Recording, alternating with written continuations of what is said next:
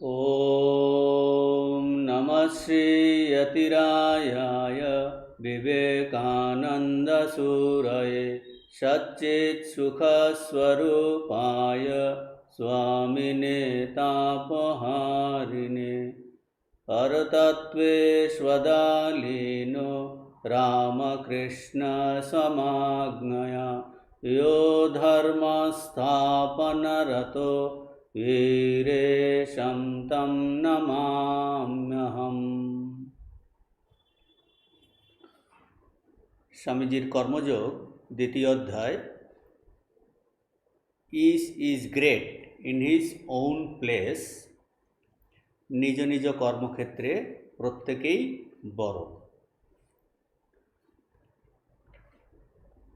এই দ্বিতীয় অধ্যায় এ পর্যন্ত যা আমার স্বামীজি যেসব আলোচনা করেছেন তার সিনপসিস এরকম হলো যে এই জগতের সমুদয় বস্তু, কীট পতঙ্গ, পশু, উদ্ভিদ, মানুষ, দেবতা, মহাপুরুষ সবাই এই তিন গুণ সত্য, রজ, তম এই তিন উপাদান দ্বারা তৈরি। এই তিন গুণ উপাদানের স্বরূপ এবং এদের ব্যবহার এবং ব্যক্তি জীবনে ও সমাজ জীবনে এর প্রভাব সম্বন্ধে অবহিত হয়ে এ সম্পর্কে জেনে জ্ঞান লাভ করে কর্মযোগ আমাদের ভালোভাবে কর্ম করতে সাহায্য করে। এরপরে স্বামীজি একটা গুরুত্বপূর্ণ মন্তব্য করেছেন। এই দ্বিতীয় অধ্যায় বাংলা বইয়ের পৃষ্ঠা 10 এর দ্বিতীয় অনুচ্ছেদ। স্বামীজি বলছেন যে এই ত্রিবিধ গুণ বা উপাদানই বিশেষভাবে কর্মযোগের আলোচ্য বিষয়। উহাদের স্বরূপ ও ব্যবহারের কৌশল শিখাইয়া কর্মযোগ আমাদিগকে ভালোভাবে কর্ম করিতে সাহায্য করে। এরপরে স্বামীজি বলছেন, মানব সমাজ একটি ক্রমনিবদ্ধ সংগঠন। Human society is a graded organization. অর্থাৎ এই হিউম্যান সোসাইটি এটা বাইরে থেকে কেউ তৈরি করেনি। তিন উপাদানের প্রভাবেই এই যে গ্রেডেশন, ক্রমনিবদ্ধ যে ব্যবস্থা, এটা এই তিন উপাদানের প্রভাবেই এইভাবে তৈরি হয়েছে। এই গ্রেডেশন দেখা যায়। অর্থাৎ সমাজের সবাই একটি স্তরে নয়, সবই হলো এই তিন গুণের খেলা। সুতরাং সমাজের অন্তর্গত সব মানুষই যেন এক একটা শ্রেণীতে ও বিভিন্ন সোপানে অবস্থান করছে, এক একটা শ্রেণীতে আর বিভিন্ন স্টেজে এক একজনে অবস্থান করছে। স্বামীজি এখন বলছেন এই যে বিবিধতা, ভেরিয়েশন এবং যে গ্রেডেশন, ক্রমানুবদ্ধ যে ব্যবস্থা, তা মানুষের যে সুনীতি ও কর্তব্যের ক্ষেত্রেও খাটবে। অর্থাৎ মরালিটি এবং ডিউটির ক্ষেত্রেও এই ভেরিয়েশন দেখা যায় এবং গ্রেডেশন দেখা যায়। প্রথমে স্বামীজি এই মরালিটি নিয়ে আলোচনা করছেন যে বিভিন্ন দেশে, বিভিন্ন সমাজে যে নৈতিক ধারণা তা অত্যন্ত বিভিন্ন। এক দেশে যা সুনীতি বা মরাল বলে বিবেচিত হয়, অন্য দেশে তা দুর্নীতি বলে পরিগণিত হয়। স্বামীজি কিছু কিছু উদাহরণ দিয়েছেন, যা নিয়ে আমরা এই গত ক্লাসে সেগুলো আলোচনা হয়েছে। সুনীতি, সদাচারের ধারণা এই মানুষের বিশেষ পরিস্থিতি, মানুষ যে সমাজে আছে সেই সমাজ কি অনুসরণ করছে এবং ব্যক্তির মনের অবস্থিতির উপর এটা নির্ভর করে।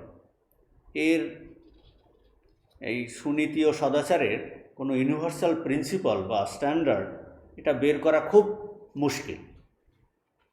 এটা স্বামীজি বলছেন যে সুতরাং স্বামীজি বলতে চাইছেন যে আমাদের বলতে চাইছেন যে don't think your morality is the only morality. আমরা মনে করি আমাদের যে মরাল স্ট্যান্ডার্ড সেইটাই একমাত্র স্ট্যান্ডার্ড যে কোনো জায়গায় যে কোনো স্থানের। স্বামীজি বলতে চাইছেন না, সেটাই একমাত্র স্ট্যান্ডার্ড নয়, এটা কিন্তু এর ভেরিয়েশন আছে, এর গ্রেডেশন আছে। এরকম হওয়া সত্ত্বেও স্বামীজি বলছেন এই প্যারাগ্রাফের লাস্টে যে আমাদের ধারণা সদাচারের একটি সার্বভৌম মান ও আদর্শ আছে।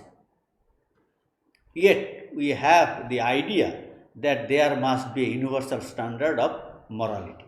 এই ইংরেজি বইয়ের পেজ নাম্বার 14 সেখানটাই প্যারাগ্রাফের লাস্টে, ফার্স্ট প্যারাগ্রাফের লাস্টে বলছেন yet we have the idea that there must be a universal standard of morality. Standard of morality, যে এত ভেরিয়েশন ও গ্রেডেশন থাকা সত্ত্বেও স্বামীজি বলছেন আমাদের ধারণা সদাচারের একটি সার্বভৌম মান ও আদর্শ আছে। এখন এই সদাচারের সার্বভৌম মান ও আদর্শ কি তা স্বামীজি স্পষ্ট করে এখানে বলেননি, তবে স্বামীজির প্রথম অধ্যায়ের আলোচনা থেকে আমরা এর হিন্টস কিন্তু পাচ্ছি। কীরকম সেটা? যে কোনো দেশে যে কোনো পরিস্থিতিতে কারো একজনের নীতি সেটা তাকে আধ্যাত্মিক পথে উন্নীত করতে সাহায্য করছে কি না সেইটা কিন্তু বিচার্য। কারণ স্বামীজি প্রথম অধ্যায়ে বলেছেন the goal of mankind is knowledge. কাজেই কোনো দেশে, কোনো সমাজে, কোনো পরিস্থিতিতে কোনো ব্যক্তির যে তার যে নীতি সেটা তাকে এই একত্বের দিকে, গোল অফ ম্যানকাইন্ড যে জ্ঞান, চরম লক্ষ্য যে জ্ঞান, সেই দিকে অর্থাৎ আধ্যাত্মিক পথে উন্নতি করতে সাহায্য করছে কি না এটা কিন্তু একটা স্ট্যান্ডার্ড। মনে হচ্ছে স্বামীজি বলতে চাইছেন যে এই যে সদাচার আর এর যে ধারণা সার্বভৌম মান ও আদর্শ কি সেটার বলছেন যে আমাদের ধারণা সদাচারের একটি সার্বভৌম মান ও আদর্শ আছে। কাজেই এটার দ্বারা বোঝা যাচ্ছে যে সদাচার আর আর একটি সার্বভৌম মান ও আদর্শ কি, যে যা কিনা আমাকে আধ্যাত্মিক পথে উন্নীত করতে সাহায্য করছে কিনা। স্বামীজির রচনাবলীর অন্যান্য জায়গাতে এ সম্বন্ধে কিছু আলোচনা ও ব্যাখ্যা পাওয়া যায়। যেমন স্বামীজি কিডিকে একটি চিঠিতে লিখেছেন 3 March 1894, the letters of Swami Vivekananda, সেখানে আছে স্বামীজি লিখছেন যে অপরের অনিষ্ট না হলে আচার ব্যবহার, চরিত্র গঠন বা পানাহার সম্বন্ধেও আমরা কোনো বিশেষ নৈতিক মতের উপর জোর দেই না। এইটুকু বলে আমরা লোককে তার নিজের বিচারের উপর নির্ভর করতে বলি। এখন কি সেটা স্বামীজি বলছেন, যা উন্নতির বিঘ্ন করে বা পতনের সহায়তা করে তাই পাপ বা অধর্ম। বলছেন ভাইসটা কি, পাপ বা অধর্ম? ভাইস বলছেন যা উন্নতির বিঘ্ন করে বা পতনের সহায়তা করে সেটাই হলো পাপ বা অধর্ম, আর যা উন্নত ও সমন্বয় ভাবাপন্ন হবার সাহায্য করে তাই ধর্ম, virtue. Whatever retards the onward progress or helps the downward fall is vice. Whatever helps in coming up and becoming harmonized is virtue. তারপর কোন পথে, এরপরে স্বামীজি ওই চিঠিতেই লিখছেন, তারপর কোন পথ তার ঠিক উপযোগী, কোনটাতে তার উপকার হবে তা প্রত্যেককে নিজে নিজে বেছে নিয়ে সেই পথে যাক। যথা একজনের হয়তো মাংস খেলে সহজে উন্নতি হতে পারে, আর একজনের হয়তো ফলমূল খেলে হয়, কিন্তু একজন যা করছে তা যদি অপরে করে তার ক্ষতি হতে পারে। কারো কোনো অধিকার নেই যে সে অপরকে গাল দেবে, তাকে নিজের মতে নিয়ে যাবার জন্য পীড়াপিড়ি করা তো দূরের কথা, কতকগুলি লোকের পক্ষে হয়তো দাঁড় পরিগ্রহ উন্নতির খুব সহায়ক হতে পারে, অপরের পক্ষে হয়তো তা বিশেষ ক্ষতিকর। তা বলে অবিবাহিত ব্যক্তির বিবাহিত শিষ্যকে এ কথা বলবার কোনো অধিকার নেই যে সে ভুল পথে যাচ্ছে। জোর করে তাকে নিজের পথে আনবার চেষ্টা করা তো দূরের কথা। তো এই চিঠি থেকে আমরা এই গ্রেডেশন, ভেরিয়েশন এর তত্ত্ব বুঝতে পারি যে সবার জন্য এক নিয়ম কিন্তু লাগু হবে না, এক নিয়ম নয়।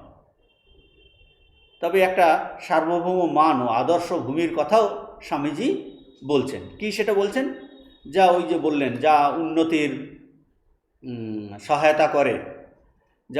সহায়তা করে সেটাই কিন্তু তার ক্ষেত্রে সেইটাই পথ যা উন্নতির সহায়তা করবে। যেটা স্বামীজি বললেন যে what ever Reiter's the onward progress, যা উন্নতির বিঘ্ন করে বা পতনের সহায়তা করে তা হবে পাপ, বা তার ক্ষেত্রে সেটা অধর্ম বা সেটা মরালিটি নয়। আর যা উন্নত সমন্বয় ভাবাপন্ন হওয়াতে সাহায্য করে সেটাই কিন্তু ধর্ম হবে। এই একটা সার্বভৌম মান আদর্শ ভূমির কথাও স্বামীজি বলছেন, যে গ্রেডেশন ভেরিয়েশন আছে এটা বুঝতে পারছি, আর এই স্বামীজি একটা সার্বভৌম মান বা আদর্শ ভূমির কথাও কিন্তু এই চিঠিতে বলেছেন। এখন এই প্যারাগ্রাফেতেই, এই পৃষ্ঠা 10-এর এই অনুচ্ছেদে কর্তব্য সম্বন্ধেও বিভিন্ন ধারণার কথা স্বামীজি আলোচনা করছেন, যে বিভিন্ন দেশে, বিভিন্ন জাতিতে, বিভিন্ন ধর্ম সম্প্রদায়ের মধ্যে এই কর্তব্যের ধারণা অত্যন্ত ভিন্ন ভিন্ন। এই পৃষ্ঠা 10-এর লাস্ট প্যারাগ্রাফে স্বামীজি এইটা সম্পর্কে আলোচনা করছেন। কর্তব্য সম্বন্ধেও এইরূপ। কর্তব্যের ধারণা বিভিন্ন জাতির মধ্যে অত্যন্ত ভিন্ন ভিন্ন। যে কোনো দেশে যদি কেউ কার্যবিশেষ না করে, লোকে বলবে সে অন্যায় করেছে। অন্য দেশে আবার সেই কার্যগুলি করলে লোকে বলবে সে ঠিক করেনি। একই সমাজের একই শ্রেণীর যা কর্তব্য, একই সমাজে একটা শ্রেণীর যা কর্তব্য, সেই সমাজের অন্য শ্রেণীর তা আবার কর্তব্য নয়। যেমন আমাদের ক্ষেত্রে হিন্দু সমাজে যে ভাগ আছে, যে ব্রহ্মচারী মানে ছাত্র জীবন, গৃহস্থ জীবন, বানপ্রস্থ জীবন, সন্ন্যাস জীবন, এই একটা সমাজের এই একটা স্তরের কিন্তু কর্তব্য কিন্তু আলাদা। ছাত্র জীবনে যা কর্তব্য তা গৃহস্থ জীবনের নয়, গৃহস্থ জীবনে যা কর্তব্য তা বানপ্রস্থের নয়, বানপ্রস্থের কর্তব্য সন্ন্যাসীর নয়, সন্ন্যাসীর কর্তব্য গৃহস্থের কর্তব্য নয়। এইরকম একটা সমাজের মধ্যেই যে এক শ্রেণীর যা কর্তব্য তা অন্য শ্রেণীর কর্তব্য নয়, এই কর্তব্য সম্বন্ধে এই বিভিন্নতা থাকা সত্ত্বেও স্বামীজি বলছেন, তথাপি আমরা জানি কর্তব্যের একটি সর্বজনীন ধারণা অবশ্যই আছে। There must be some universal idea of duty. সার্বজনীন ধারণা কি? সেটাও কিন্তু ওই আগের যে মরালিটির ধারণা, সদাচার, সেখান থেকেই তার সঙ্গে মিল আছে। যে এই কর্তব্যের সার্বভৌম ধারণা, সার্বজনীন ধারণা কি হতে পারে? কর্তব্য আধ্যাত্মিক মনোভাব দ্বারা প্রেরিত কিনা, একত্বের দিকে, নিঃস্বার্থপরতার দিকে, উন্নতির দিকে নিয়ে যায় কিনা, এটাই কিন্তু বিচার্য বিষয়।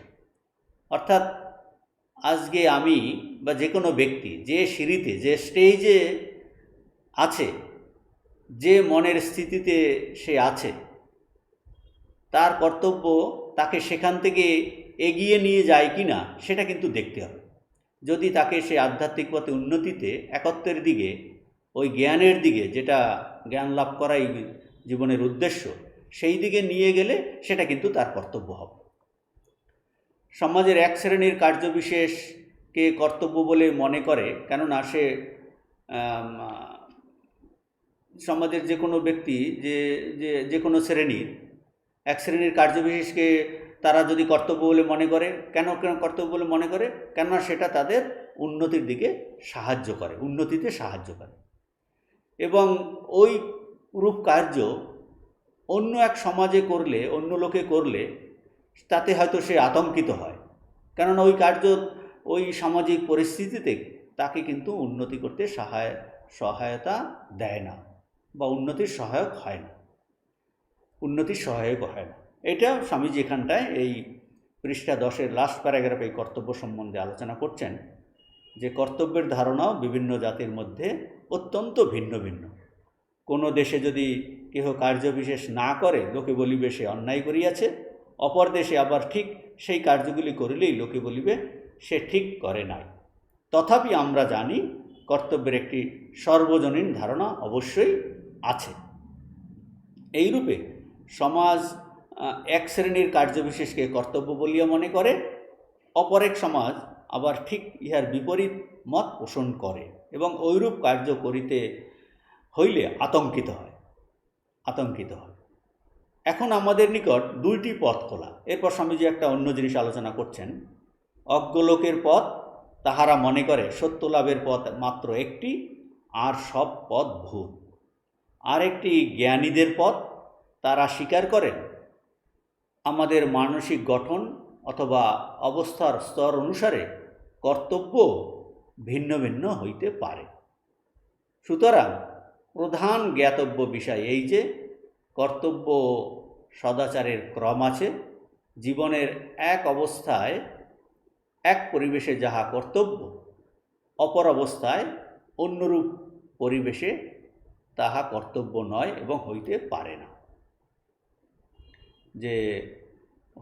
না, তো স্বামীজি এখানে এই দুটো পথের কথা বলছেন, যে এই সামাজিক পরিস্থিতিতে এক সমাজের যা কর্তব্য, একটা পরিস্থিতিতে একজনের অন্যের হয়তো সেটা কর্তব্য নয়। এখন এই জন্য স্বামীজি বলছেন দুটি পথ খোলা আমাদের জন্য। কি? একটা হলো অজ্ঞলোকের পথ, মানে যারা সংকীর্ণ মনা, সেই রকম মানুষদের বক্তব্য কি? তারা মনে করে সত্য লাভের পথ মাত্র একটি, আর সব পথ ভুল। ঠাকুর যেমন ধর্মের ক্ষেত্রে এইটা বলছেন, একে বলে মতুয়ার বুদ্ধি, যে আমি যে পথে চলছি, আমার যে মত, সেটাই একমাত্র পথ। এটাকে বলে ডগমাটিজম। ধর্মক্ষেত্রে বলছেন যে যারা শাক্ত তারা শাক্তপর, যারা বৈষ্ণব তারা বৈষ্ণব। এই মতগুলো তারা বলছে ওইটাই একমাত্র পথ, একমাত্র কৃষ্ণকেই ভজতে হবে বা একমাত্র শক্তিকেই ভজনা করতে হবে। আর যারা সাকারবাদী, শুরু সাকারবাদী, যারা নিরাকারবাদী তারা নিরাকার ব্রহ্ম। বলছে এইগুলো সব কিন্তু বলছে মতুয়ার বুদ্ধি। এখন স্বামীজি আর একটা পথের কথা বলছেন, জ্ঞানীদের পথ। তারা কি? যারা জ্ঞান লাভ করেছেন তারা স্বীকার করেন আমাদের, অর্থাৎ প্রত্যেক মানুষের মানসিক গঠন এবং অবস্থার স্তর অনুসারে কর্তব্য ভিন্ন ভিন্ন হতে পারে, এবং সেই কর্তব্য করে কিন্তু সে সত্য লাভ করতে পারে বা সত্য লাভ করা যায়। সুতরাং বোঝা যাচ্ছে জীবনের এক অবস্থায় এক পরিবেশে যা কর্তব্য, অপর অবস্থায় অন্যরূপ পরিবেশে তা কর্তব্য নয় এবং হতে পারে না। অন্যরূপ কর্তব্য নয় এবং সেটা হতে পারে না। যেমন এই উদাহরণ দেওয়া হয় যে গীতাতে ভগবান অর্জুনকে এই অহিংসার উপদেশ দিয়েছেন, অর্থাৎ তাকে অভয়ম সত্য সংশুদ্রিগীসার 16 অধ্যায় তাকে ওই অহিংসার কথা বলেছেন, অথচ সেই ভগবানই অর্জুনকে আবার যুদ্ধ করতে বলেছেন। অর্থাৎ কিনা অর্জুনকে বলছেন যে অর্জুন তুমি ক্ষত্রিয়, তোমার কর্ম হলো ক্ষত্রিয় কর্ম, ধর্মের জন্য যুদ্ধ করা, কর্তব্য কর্ম করো। কাজেই তুমি কর্তব্য কর্ম করো, তাতে যদি কাউকে মারতে হয়, হত্যা করতে হয় করবে, এবং নিজেকেও যদি মরে যেতে হয় মরে যাবে, কিন্তু তুমি ক্ষত্রিয় কর্ম করো, কিন্তু ভিতরে ভিতরে অহিংসার ভাব পালন করো, তা কিন্তু উন্নতি কারক। মানে অহিংসা একটা ভিতরের অ্যাটিচিউড। বাইরে হয়তো সে কর্তব্যের জন্য সে কাউকে শত্রুকে ধ্বংস করছে, কিন্তু বলছে ভিতরে ভিতরে কিন্তু অহিংসার ভাব পালন করো, আর কারণ সেটা কিন্তু উন্নতিকারক। সর্বভূতে দেশভাব দূর করতে বলেন। যেমন উদাহরণ দেওয়া যায়, এই দুর্যোধনকে যখন এই গন্ধর্বরা আটকে রেখেছে, তখন পাণ্ডবরা বনবাসে, তাদের কাছে এই খবর এসেছে। যুধিষ্ঠির সেই খবর পেয়ে অর্জুন আর ভীমকে বললেন যে তোমরা দুর্যোধনকে সারিয়ে আনো। কারণ কি? কারণ এই সময় তাদের কর্তব্য হলো এই রাজা হলো দুর্যোধন, তাকে কিন্তু রক্ষা করা। তা নাহলে কিন্তু যদি দেশ রাজাহীন হয়ে যায়, তাতে আরও অরাজকতা বাড়বে, আরও দুর্নীতি বাড়বে, আরও পাপ বাড়বে। কাজেই সেক্ষেত্রে কিন্তু যুধিষ্ঠির বলছেন কি কর্তব্য? রাজাকে সেখান থেকে সারিয়ে আনতে বলেছেন। অথচ পরবর্তীকালে সেই অর্জুন বা যুধিষ্ঠির, ভীম, তারা সম্মুখ সমরে কিন্তু এই দুর্যোধনের সঙ্গে তার সমস্ত যারা সহযোগী তাদের সঙ্গে যুদ্ধ করেছেন, তাদের সবাইকে হত্যা করেছেন। এটা ধর্মের জন্য যুদ্ধ করেছেন। কাজেই বলছেন যে তখন দুর্যোধনকে কিন্তু তখন হিংসা করছে না, সে গন্ধর্বদের থেকে ছাড়িয়ে এনে সে রাজা তাকে ছাড়িয়ে এনেছে, কিন্তু পরে আবার সেই দুর্যোধনের সঙ্গে যুদ্ধ করে সম্মুখ সমরে তাকে কিন্তু হত্যা করেছে। তো এই বলছেন যে এটা কিন্তু অবস্থা অনুযায়ী এই কর্তব্য, কিন্তু দেখতে হবে এই কর্তব্য আধ্যাত্মিক ভাবের দ্বারা প্রেরিত হচ্ছে কিনা, উন্নতিতে সহায়তা করছে কিনা। এখন এরপরে এই বাংলাতে পৃষ্ঠা 11, ইংরেজিতে পেজ নম্বর 15, সেকেন্ড প্যারাগ্রাফ, এই অনুচ্ছেদে স্বামীজি বলছেন যে অশুভের প্রতিকার না করা এই উপদেশের উল্লেখ করেন। অশুভের প্রতিরোধ না করা এই উপদেশ উল্লেখ করে বিচার বিশ্লেষণ করে স্বামীজি দেখান যে এই অপ্রতিকারের আদর্শ ইউনিভার্সালি সার্বজনীনভাবে সব মানুষের জন্য প্রযোজ্য হতে পারে না। এটা ভালো করে আমাদের বুঝতে হবে যে সকল মহাপুরুষরাই কিন্তু এই উপদেশ দিয়েছেন যে অশুভের প্রতিরোধ করো না, অপ্রতিকার হলো সর্বোচ্চ নৈতিক আদর্শ। আমরা জানি, স্বামীজি বলছেন এই প্যারাগ্রাফে, যে আমরা কয়েকজন মাত্র একদিনও যদি এই অপ্রতিকার নীতি পরিপূর্ণভাবে কার্যে পরিণত করার চেষ্টা করি, তাহলে কি হবে? বলছে সমাজ কিন্তু ধ্বংসের পথ ধরবে। আমাদের সমস্ত ধন সম্পত্তি এই দুষ্ট লোকের হস্তগত হবে, কারণ আমরা প্রতিকার করব না, অপ্রতিকার পালন করছি, তখন তো দুষ্ট লোকেরা সব নিয়ে যাবে। স্বামীজি এইটা বলছেন। কিন্তু আবার স্বামীজি বলছেন যে এই অপ্রতিকার যে সর্বোচ্চ নৈতিক আদর্শ, এ বিষয়ে কিন্তু সন্দেহ নেই। এই উপদেশের সত্যতা আমরা অন্তরে অন্তরে উপলব্ধিও করে থাকি, কিন্তু ওই সর্বোচ্চ নৈতিক আদর্শ সমাজের সবার জন্য কিন্তু অ্যাপ্লিকেবল নয়, কার্যকরী নয়। সবার জন্য ওই নিয়ম কিন্তু খাটবে না। অর্থাৎ সবার জন্য এক ধরনের কর্তব্য ও সদাচার যে নয়, এটা স্বামীজি বোঝাচ্ছেন। সবার জন্য যে এক ধরনের কর্তব্য সদাচার নয়, এটা স্বামীজি এই উদাহরণের মাধ্যমে সেইটা বোঝানোর চেষ্টা করছেন। সবার জন্য যদি এই অপ্রতিকার রূপ উপদেশ প্রচার করলে কি হবে তাতে? বলছে তাতে নেগেটিভ এফেক্ট, অশুভ ফল প্রচুর বহুবিধ হবে। কি অশুভ ফল হবে স্বামীজি আলোচনা করছেন। তাতে এই মানব জাতির একটা বিরাট অংশকে, বেশিরভাগ অংশকেই নিন্দা করা হয়, স্বামীজি বলছেন। এবং সেই বেশিরভাগ মানুষের তাদের কি বোধ হবে? তাদের বোধ হবে যে তারা সর্বদা অন্যায় করছে, এবং এই বোধেই তাদের আরও দুর্বল করবে, এবং তাদের আত্মগ্লানি থেকে আরও পাপের উদ্ভব হবে। এই কথা স্বামীজি এই প্যারাগ্রাফে বলছেন যে মানব জাতির যদি সবার জন্য এই অপ্রতিকার রূপ উপদেশ প্রচার করলে মানব জাতির এক বিরাট অংশকে নিন্দা করা হয়, কারণ মানব জাতির একটা বিরাট অংশ বেশিরভাগই এটাকে ফলো করতে পারবে না।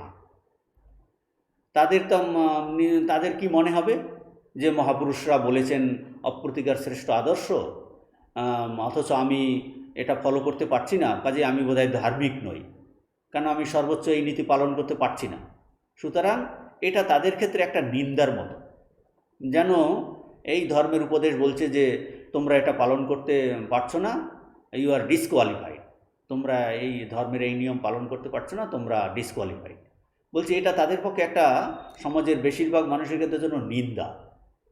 তাদের মনে হবে, তাদের কি মনে হবে, যে আমরা সবসময় বোধহয় অন্যায় কাজ করছি। কারণ তারা তো প্রতিকার করছে, আর এই প্রতিকার করাটা তো অন্যায়, কারণ মহাপুরুষরা বলে গেছেন অপ্রতিকার হলো আদর্শ। কাজেই তাদের মনে হবে আমরা বোধহয় অন্যায় করছি, এবং তাদের অন্যায় করছি এই যে তাদের মনোভাব, এই চিন্তা, এই নেগেটিভ চিন্তা, এটা তাদের দুর্বল করবে, যে আমরা মহাপুরুষদের উপদেশ পালন করতে পারছি না, আমরা প্রতিকার করছি, কাজেই আমরা অন্যায় করছি, এবং এই নিজেদের সম্পর্কে যে এই যে নেগেটিভ চিন্তা, এটা তাদের দুর্বল করবে। আর এই দুর্বল করা আত্মগ্লানি আসবে, এই আত্মগ্লানি থেকে আরও পাপের উদ্ভব হবে। স্বামীজি এই কথাগুলো এখানটায় বলছেন। আর স্বামীজি বলছেন যে এটা যেমন একজন ব্যক্তির ক্ষেত্রে অ্যাপ্লিকেবল, সেই রকম এটা একটা জাতির ক্ষেত্রেও খাটে। যেমন বিদেশিরা, ব্রিটিশরা ভারতবর্ষে এসে তারা বলছে তোমাদের ধর্ম খারাপ, তোমাদের আচার ব্যবহার খারাপ, তোমাদের বেদ হলো চাষার গান। তো আমরাও যেন শুনে শুনে এই বিশ্বাস করছি, এই আমাদের আত্মগ্লানি এসেছে, এটা আমাদের পক্ষে নিন্দাস্বরূপ। এই নিন্দা শুনে শুনে মনে হচ্ছে আমরাও ভুল করছি, আমাদের আত্মগ্লানি আসে, সেখান থেকে আরও বিবিধ অশুভ উদ্ভূত হয় এবং হয়েছে ভারতবর্ষে, এবং আমাদের আত্মবিশ্বাস চলে গেছে। স্বামীজি বলছেন এইটা যেমন একজন মানুষের ক্ষেত্রে অ্যাপ্লিকেবল, একটা জাতির ক্ষেত্রেও কিন্তু এটা অ্যাপ্লিকেবল। তো বেশিরভাগ মানুষের ক্ষেত্রে তাহলে কি সিদ্ধান্ত? সিদ্ধান্ত হবে যে বেশিরভাগ মানুষের ক্ষেত্রে প্রতিকারের মাধ্যমেই ধীরে ধীরে উচ্চ স্তরে উঠতে হবে। শেষে একটা অবস্থা আসবে যখন সে আর এই অশুভ কিছু দেখবে না বা অশুভ করতে পারবে না, আর সে অশুভর প্রতিকার করতে হবে না, সেটা খুব উচ্চ অবস্থাতে আসবে। যেমন এই অর্জুনের উদাহরণ আবার আসবে, যে অর্জুনকে অশুভের প্রতিকার করতে হবে প্রথমে, এবং ধীরে ধীরে শেষে কিন্তু এই অপ্রতিকারের ভাব আসবে অর্জুনের। কারণ অর্জুনের তো তার এই যুদ্ধ করার ইচ্ছা আছে, কর্তাভাব আছে তার মধ্যে, এবং তাকে সেই তার যে স্বধর্ম, ক্ষত্রিয় ধর্ম, সেই যুদ্ধ করেই তাকে ধীরে ধীরে উঠতে হবে। সে যদি দুষ্টকে দমন না করে, দুষ্টকে না মারে, তবে তার ক্ষেত্রে সেটা কিন্তু পাপ হবে, তার ক্ষেত্রে পাপ হবে। অর্থাৎ অর্জুনের ক্ষেত্রে এটা ভাবা ঠিক নয় যে সে শত্রুকে মেরে পাপ করছে, অন্যায় কাজ করছে। অর্জুন কিন্তু, অর্জুনের ক্ষেত্রে সে ক্ষত্রিয় ধর্ম পালন করছে, কাজেই এটা তার ক্ষেত্রে পাপ নয়। তার ক্ষেত্রে শত্রুকে মারা, ধর্মযুদ্ধ করা, এটা পাপ নয়, সে অন্যায় করছে না, এটা করছেন, সে ঠিকই করছে। অর্জুনের মনের অবস্থাতে তার এই স্বধর্ম পালন করাই হলো শ্রেষ্ঠ, এই প্রতিকার করাটাই হলো তার কর্তব্য। সব ত্যাগ করে এই সন্ন্যাস নেওয়া কিন্তু তার কর্তব্য নয়। এবং শেষে দেখা যাবে যে 36 বছর তারা রাজত্ব করে পাণ্ডবরা সবাই সেই রাজ্যভার তাদের পরবর্তী বংশধরদের হাতে দিয়ে তারা সবাই সেই স্বর্গের দিকে হাঁটতে শুরু করেছেন। কাজেই এই অর্জুনকে এই অশুভের প্রতিকারের মাধ্যমেই ধীরে ধীরে তাকে কিন্তু উপরের দিকে উঠতে হবে, লাস্টে অপ্রতিকারের ভাব আসবে। এবং এটাকে আরও সূক্ষ্ম স্তরে গিয়ে বিশ্লেষণ করলে বোঝা যায়, কি বোঝা যায়, যে যতক্ষণ মানুষের মধ্যে এই কর্তা ভাব থাকে ততক্ষণ কিন্তু অশুভের প্রতিকার করতে হবে। মানে আমি কর্তা ভাব, এই ভাবটা তো আমাদের মধ্যে প্রবল, এটা যতক্ষণ আছে ততক্ষণ কিন্তু এই অশুভের প্রতিকার করতে হবে। আর যদি কেউ ঠিক ঠিক বিশ্বাস করে যে সে অকর্তা, আমি কর্তা নই, ঈশ্বরই একমাত্র কর্তা, তখন কিন্তু তার চোখে মানে আর অশুভ বলে কিছু থাকবে না। অন্যের চোখে যা অন্যায় বা অশুভ, এই রকম যে ব্যক্তি যার এই রকম কর্তাভাব চলে গেছে, তার কাছে কিন্তু আর সেইগুলো অশুভ অন্যায় বলে মনে হবে না, দেখবে সে সব ভগবানের খেলা বলে মনে হবে। কিন্তু এটা শুধু ওই মুখে বলা নয়, এসব কিন্তু এই যে সব ভগবানের খেলা, এটা কিন্তু তার ওই কর্তাভাব চলে গিয়ে তার এই অনুভব হবে যে সব ঈশ্বরেরই খেলা, সব ঈশ্বরেরই খেলা।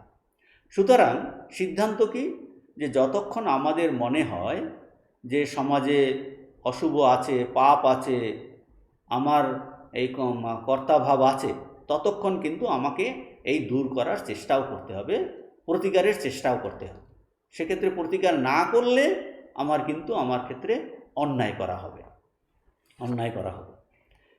তার সব ভগবানের খেলা, ভগবানই একমাত্র কর্তা, এর তো খুব উঁচু মনের অবস্থা। এই স্তরে ওঠার আগে এই প্রতিকার করাই কিন্তু কর্তব্য। সুতরাং এই সাধারণ স্তরে যে কেউ কিছু অশুভ করছে বা অন্য কেউ অন্যায় করছে, সেটাকে কিন্তু প্রতিকার করা উচিত। কারো কিছু অশুভকে কেউ যদি অনুমোদন করে, সেটাও কিন্তু অশুভেরই নামে হবে এবং তার ফল ভোগ করতে হবে। অর্থাৎ প্রতিকার না করাতে অশুভকে কিন্তু প্রশ্রয় দেওয়া হয়, প্রতিকার না করাতে অশুভকে প্রশ্রয় দেওয়া হয় এবং তার ফলে তাকে ফল ভোগ করতে হয়। কেউ একজন নিজে অশুভ করছে বা অন্যকে অশুভ করতে সে প্ররোচিত করছে বা উৎসাহিত করছে, সব ক্ষেত্রেই কিন্তু এই প্রশ্রয় দেওয়া হবে এবং তাকে ফল ভোগ করতে হবে। অর্থাৎ কিনা তাকে কিন্তু এই প্রতিকার করতেই হবে যতক্ষণ পর্যন্ত তার এই অশুভের বোধ আছে, কর্তাবোধ আছে, তাকে কিন্তু এই অশুভের প্রতিকার করে করে ধীরে ধীরে উঠতে হবে। এখন প্রশ্ন আসছে যে মহাপুরুষরা যে অশুভের প্রতিকার করো না, এই যে সর্বোচ্চ আদর্শ প্রচার করেছেন, এটা কি সবার জন্য প্রচার করেছেন? এর উত্তর হবে, একেবারে এমফ্যাটিক উত্তর হবে নো, না, এটা কিন্তু সবার জন্য প্রচার করেননি। যেমন আমরা যীশুখ্রিস্টের উপদেশে পাই, তিনি এই রেজিস্ট নট ইভিল, অপ্রতিকারের এই যে উপদেশ তিনি দিয়েছেন, এটা কাদের জন্য দিয়েছেন?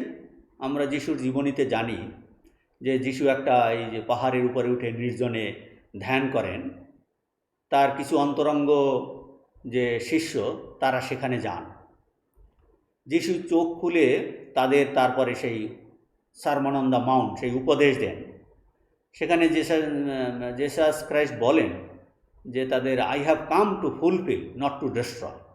অর্থাৎ কিনা আগে যে মোজেস এসেছে, তার 10 কমান্ডমেন্টস আছে, সেইগুলো বলছেন আমি তাদের ডিস্ট্রয় করতে আসিনি, আমি ফুলফিল করতে এসেছি। অর্থাৎ একটা 10 কমান্ডমেন্টের মধ্যে একটা ছিল, it has been said, a tooth for a tooth, a nail for a nail, but I say unto you. You কাদের? আনটু ইউ, মানে ওই সিলেক্টেড যে যারা কয়েকজন তাকে সেই পাহাড়ের উপরে গেছে তার উপদেশ শোনার জন্য, তাদের বলছেন, I say unto you, if somebody hit you show the other cheek. বলছে এক গালে যদি কেউ একটা চর মারে, অন্য গালও তুমি তার দিকে ফিরিয়ে দাও, যাতে সেখানেও চর মারতে পারে।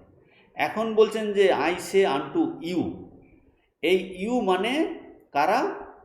দে are the salt of the earth, মানে এই সিলেক্টেড ফিউ, তার অন্তরঙ্গ যে শিষ্য, এই উপদেশ কিন্তু সবার জন্য নয়, তাদের সিলেক্টেড ফিউ অন্তরঙ্গ শিষ্য, ওই নির্বাচিত কিছু ত্যাগী সন্ন্যাসীদের জন্য, ত্যাগীদের জন্য কিন্তু এই উপদেশ দিয়েছেন। মানে যিশুর উপদেশ এই নির্বাচিত কয়েকজনের জন্য, সমাজের সবার ক্ষেত্রে এটা প্রয়োগ করলে সমাজের কিন্তু অমঙ্গল হবে।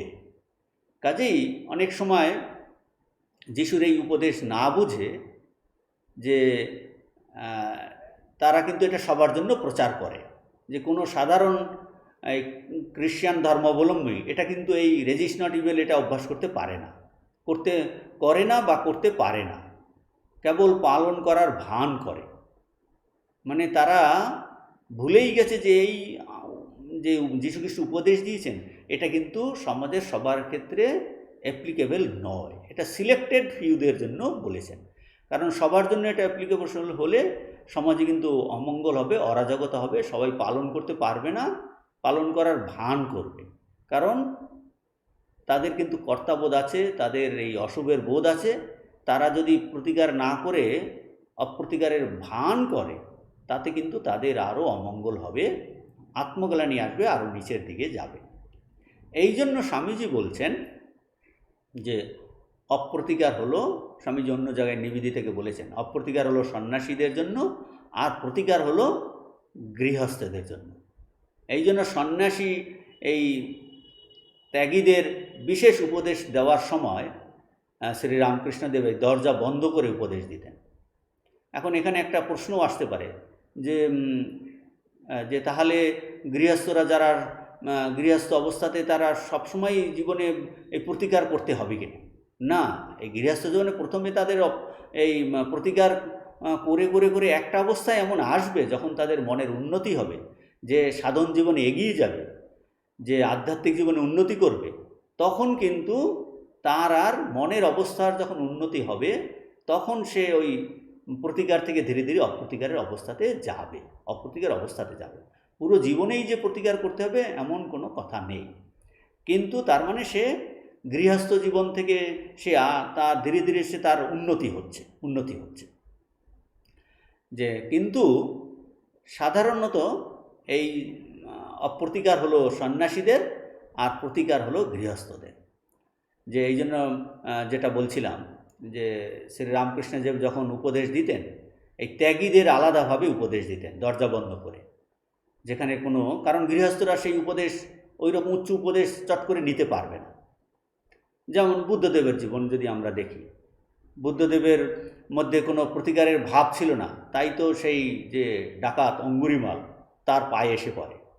স্বামীজি দেখেন ঋষিকেশে যে পরমহংস রাস্তা দিয়ে যাচ্ছেন, আর বাচ্চারা তার গায়ে ঢিল ছুটছে, তার গা দিয়ে রক্ত বেরোচ্ছে, যে সে হাসছে, শুধু বলছেন বাবা কাকি খেল, সব দেখছে, তার মধ্যে আর সেই কর্তাভাব নাই, সব দেখছে ভগবানের খেলা। যে বাচ্চারা বলছে কি সুন্দর, সব ভগবানের খেলা। পাহাড়ি বাবার ক্ষেত্রেও তার মধ্যে আর সেই চোর বোধ নেই, সে বলছে যে প্রভু এই জিনিস তোমার, তুমি নিয়ে যাও, প্রতিকারের ভাব নেই। কাজেই এই বলছেন যে এই অপ্রতিকার হলো সন্ন্যাসীদের, ত্যাগীদের, প্রতিকার হলো গৃহস্থদের। যে এই অপ্রতিকার, যে রেজিস্ট নট ইভিল, এটা কিন্তু সবার জন্য নয়। এরপরে স্বামীজি পরেই একটু পরেই অহিংসার প্রসঙ্গ স্বামীজি আলোচনা করছেন। যে এই প্রসঙ্গে একটা সুন্দর উদাহরণ, এতে আরও বোঝা যাবে যে সব কিন্তু মনের অবস্থা অনুযায়ী কর্তব্য। যে এরকম একটা ঠাকুরের আর বলরাম বসুর জীবনীতে বলরামবাবু ছিলেন পরম বৈষ্ণব। এই অহিংসার প্রসঙ্গেই আমরা এটাও আলোচনা করতে পারি। পরম বৈষ্ণব, কাজেই তিনি কিন্তু কোনো জীবকে হত্যা করবেন না, সেইটাই প্রথম থেকে তিনি পালন করে আসছেন। কিন্তু তিনি তো ধার্মিক, আর ধর্মজীবনে তো ধ্যান করা একটা শ্রেষ্ঠ জিনিস, কিন্তু ধ্যানের সময় তাকে এই মশার যন্ত্রণায়, মশা কামড়াচ্ছে, মশার যন্ত্রণায় সে কিন্তু মনঃসংযম করতে পারছে না, অথচ তার এই বৈষ্ণব সংস্কার অত্যন্ত প্রবল বলে মশা মারতে পারছে না। ভাবছে যে, কিন্তু তার মনে এই সংশয় এলো যে ভগবত ধ্যান তো শ্রেষ্ঠ বস্তু, তার জন্য যদি এই দু চারটি মশা মারা যেতে পারে কিনা, তাতে কি অসুবিধে। তো তার এই সন্দেহ তার মনে ওঠে, এবং তো এই সমাধানের জন্য তার মনে হলো না, আমার গুরুকে জিজ্ঞেস করব।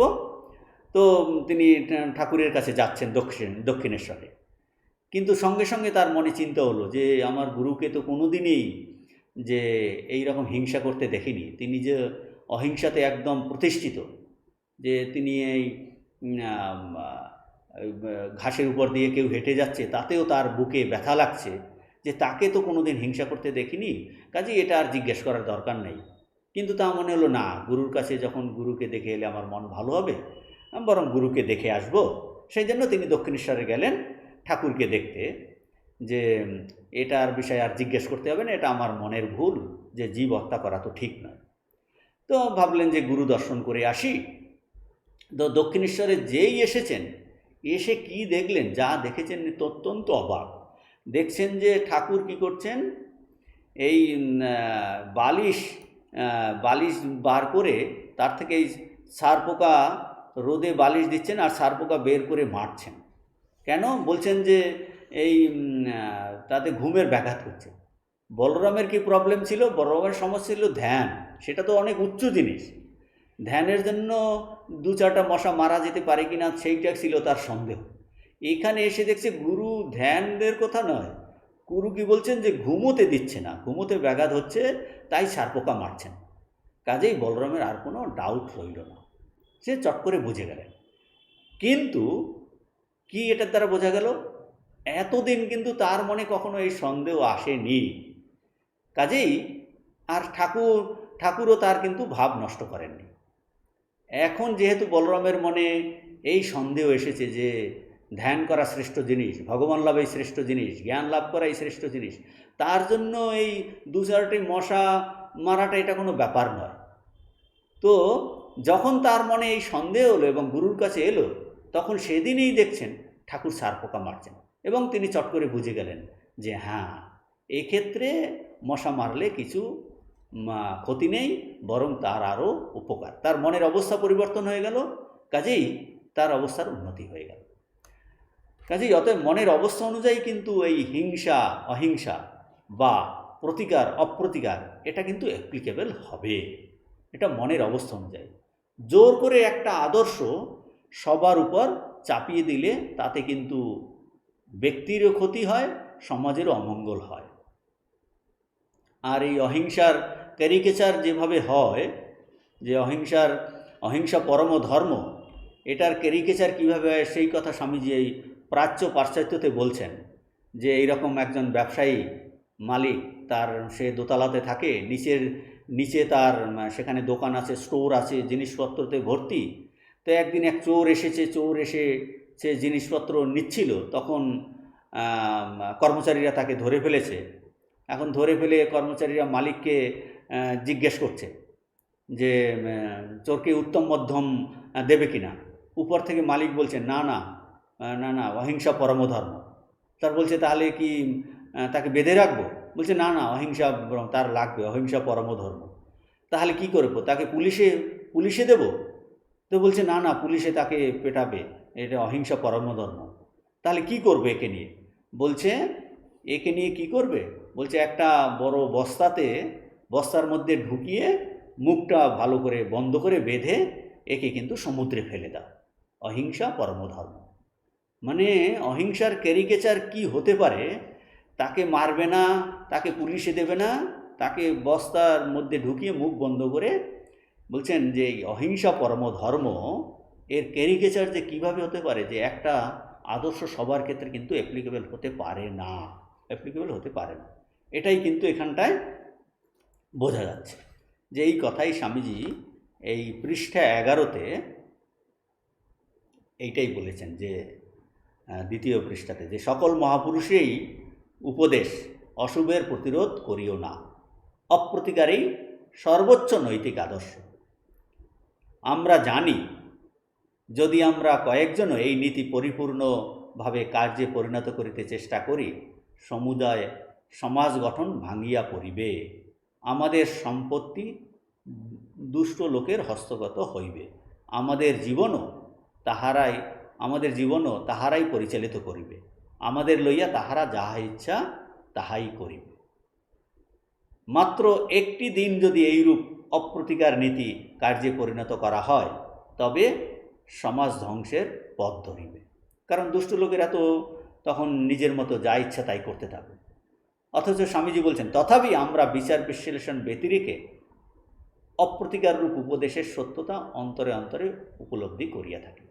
বলছে এইটাই শ্রেষ্ঠ আদর্শ হওয়া উচিত, এটা তো অন্তরে বুঝতে পারছি যে উহাকে আমাদের সর্বোচ্চ আদর্শ বলিয়াই মনে হয়। কিন্তু বলছেন কেবল ওই মত প্রচার করিলে মানব জাতির এক বিরাট অংশকে নিন্দিত করা হয়, যেটা আমরা এর আগে কেন নিন্দিত করা হয় আলোচনা করলাম। যে শুধু তাহাই নয়, উহাতে তাহাদের বোধ হইবে তাহারা সর্বদা অন্যায় করিতেছে এবং তাহাদের সকল কাজেই মনে বিবেকের সংকোচ অনুভব করিবে, ইহাই তাহাদের দুর্বল করিয়া দিবে এবং অন্যান্য দুর্বলতা অপেক্ষা প্রতিনিয়ত এইরূপ আত্মগ্লানি হইতে অধিকতর পাপ উদ্ভূত হইবে। যে ব্যক্তি নিজেকে ঘৃণা করিতে আরম্ভ করিয়াছে তাহার অবনতির দ্বার উদ্ঘাটিত হইয়াছে, জাতি সম্বন্ধেও একথা। তো স্বামীজি এই আলোচনা করে দেখাচ্ছেন যে এই রকম যে অপ্রতিকারের আদর্শ সবার উপর অ্যাপ্লি করলে সেটা তাদের সমাজের বেশিরভাগ ক্ষেত্রেই সেটা নিন্দাস্বরূপ, এবং এতে তাদের বোধ হবে যে তারা অন্যায় করছে, এবং তার জন্য তারা নিজেদের খুব সংকোচ বোধ হবে যে আমরা ঠিক কাজ করছি না, এতে তাদের দুর্বল করবে, এবং এই দুর্বলতা থেকেই আত্মগ্লানি আসে, আর আত্মগ্লানি হইতেই যত পাপের উদ্ভব হয়। আর যখন কেউ নিজেকে এইরকম নিচু ঘৃণা করতে শুরু করছে, স্বামীজি বলছেন তাহার অবনতির দ্বার, যে নিজেকে যখন কেউ এইভাবে নিচু করে, বলছে তার অবনতির দ্বার কিন্তু উদ্ঘাটিত হইয়াছে। কাজেই নিজেকে কখনো কিন্তু ঘৃণা করতে নেই, কখনো নিজেকে কখনো ঘৃণা করতে নেই। স্বামীজি এই কথা বলছেন যে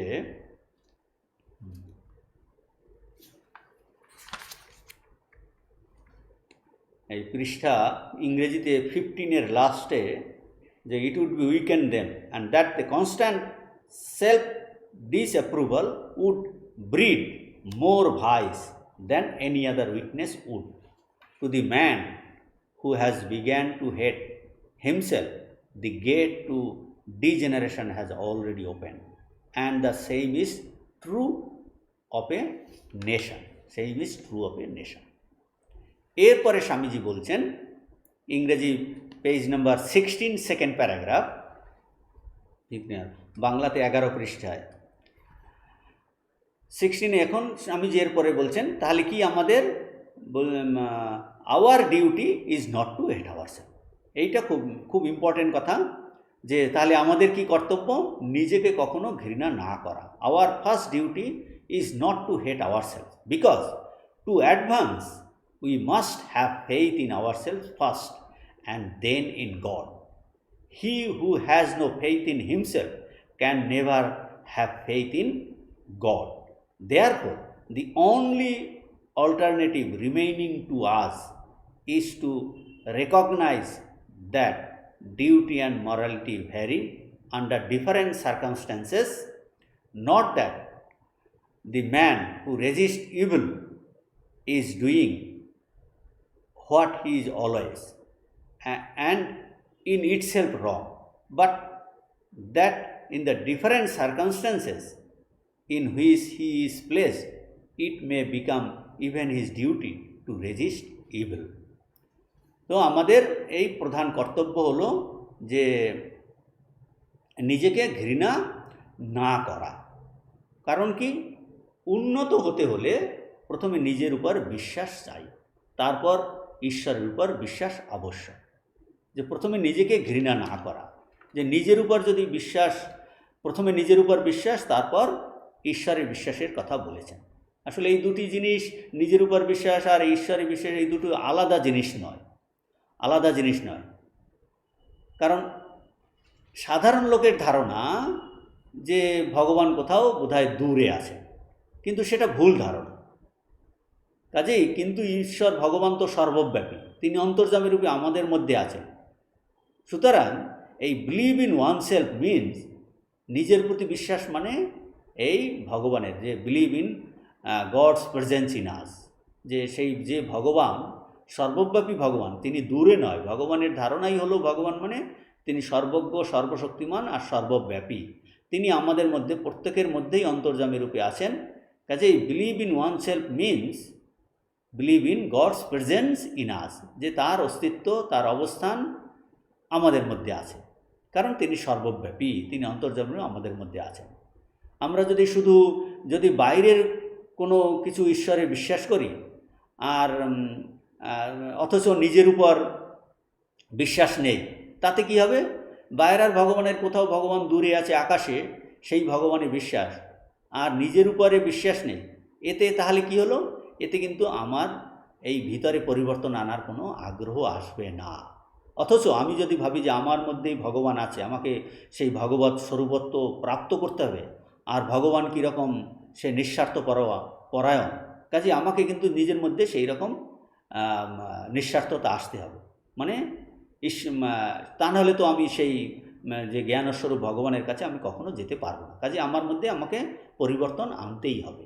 কাজেই নিজের উপর বিশ্বাস মানে সেই ভগবানের বিশ্বাস, সেই ভগবানের। স্বামীজি প্র্যাকটিক্যাল বেদান্তে, কর্মজীবনে বেদান্তে এটাই বলছেন সেখানে, faith in oneself means faith in all. Faith in our self does not mean faith in our, আর নিজেদের বিশ্বাস মানে আমাদের মন বুদ্ধিতে বিশ্বাস নয়। এটা হলো faith in our self means it is a faith in God in us, যে আমাদের মধ্যে যে ভগবান, যে সত্যস্বরূপ ভগবান আছেন তাতে বিশ্বাস।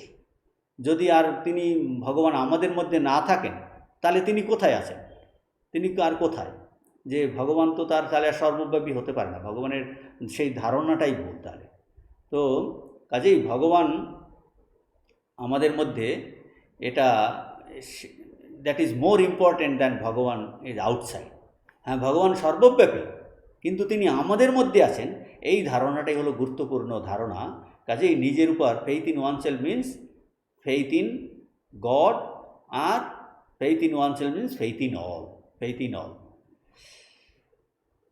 এইরকম ঈশ্বরের ধারণা, যে বাইরের ঈশ্বরের ধারণা, এটা কিন্তু যে ভগবান শুধু বাইরে আছেন, তিনি আমার মধ্যে নাই, এটা কিন্তু পুরো ভুল ধারণা।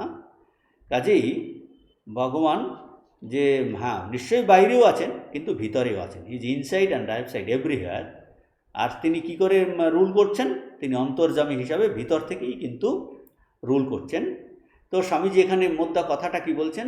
যে আত্মবিশ্বাসের কথা বলছেন, যে এই আত্মবিশ্বাস প্রসঙ্গে এনে স্বামীজি ওই আগের যে ডিউটি আর মরালিটির সঙ্গে কানেক্ট করছেন। কি করে? যে ডিউটি আর মরালিটি এটা কিন্তু মনের অবস্থা অনুযায়ী, দেশ অনুযায়ী, সমাজ অনুযায়ী, বিভিন্ন শ্রেণী অনুযায়ী কিন্তু ভ্যারি করে, এর গ্রেডেশন আছে। এই অর্থাৎ কর্তব্য সদাচারের অবস্থা ভেদে বিভিন্ন হয়, আর সেটা কিন্তু আলাদা আলাদা স্তর ভেদে। রেজিস্ট নট ইভিল, অপ্রতিকার করিও না, এটাও কিন্তু সবার জন্য অ্যাপ্লিকেবল নয়। তো কাজেই ওই অবস্থাতে যেতে হলে প্রথমে কিন্তু এই ইভিলকে, অশুভকে রেজিস্ট করতে হবে। এটাই বেশিরভাগ মানুষের ক্ষেত্রে কর্তব্য। সুতরাং যে অশুভের প্রতিকার করছে সে কিন্তু মোটেও পাপ করছে না, সে ঠিকই করছে। সে অশুভের প্রতিকার করছে, সে পাপ করছে না, সে কিন্তু ঠিকই করছে। কাজেই সে ঠিক করছে। এখান থেকে তাহলে আমরা কি শিক্ষা পাচ্ছি? তাহলে he should not hate himself, মানে নিজেকে আর ঘৃণা করার দরকার নেই। কারণ যে অশুভের প্রতিকার করছে সেটা ঠিক করছে, কাজেই নিজেকে আর সে তার ঘৃণা করবে না, বা ঘৃণা করা ঠিক নয়, এটা ভুল। তাকে কিন্তু এই ইভিলের রেজিস্ট করতেই হবে, অপ্রতিকারের রেজিস্ট করতেই হবে। সেখান থেকে ধীরে ধীরে তাকে উঠতে হবে, হাইয়েস্ট স্তরে যেতে হবে। কিন্তু প্রথমেই কিন্তু সেটা যে সে যদি করতে শুরু করে তাহলে কিন্তু তার উন্নতি হবে না। সেটা তার ক্ষেত্রেও উন্নতিকারক নয়, সমাজের ক্ষেত্রে উন্নতিকারক নয়। কাজেই কোনো গৃহস্থ need not to hate himself or herself himself. এইটাই স্বামীজি এইখানটাই আত্মবিশ্বাসের কথা বলে এই কর্তব্য মরালিটির সঙ্গে কিন্তু এটা কানেক্ট করছেন এখানটাতে। দ্যাট প্রত্যেক ক্ষেত্রেই যে বিভিন্ন অবস্থাতে এই ডিউটি, প্রতিকার, এগুলো যেরকম প্রতিকার করাই হয়তো তার কর্তব্য।